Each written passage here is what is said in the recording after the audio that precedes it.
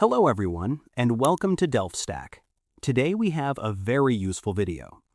If you're trying to log into Microsoft Teams and are suddenly blocked by error 53001, your company's security policies are actively preventing your device from connecting. I will show you exactly how to adjust your network and Windows settings to fix this right now. Let's get started. First, error code 53001 almost always means your IT department has set up a conditional access policy that requires you to be on a trusted corporate network to sign in.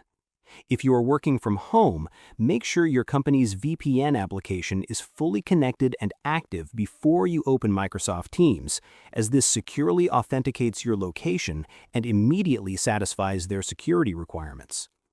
Next, your device might just need to refresh its security registration with your organization's Azure Active Directory.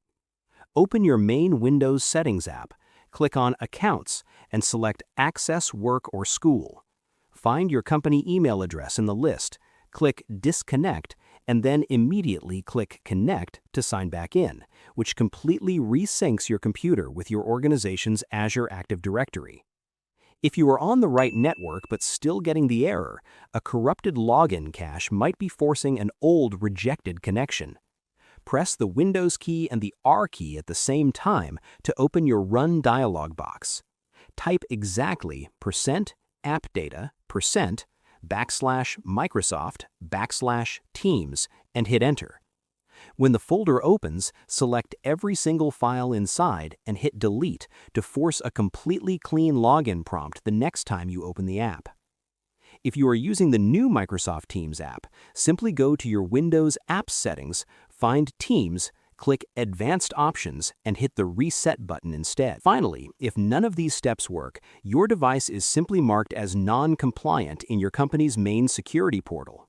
You will need to reach out to your IT administrator and tell them you're getting error 53001 so they can manually approve your laptop. While you wait for them to adjust your permissions, you can usually bypass this error completely by logging into the web browser version of Microsoft Teams to continue working. I hope you found this guide helpful. If you did, please give this video a thumbs up, share it, and subscribe. Thanks for watching.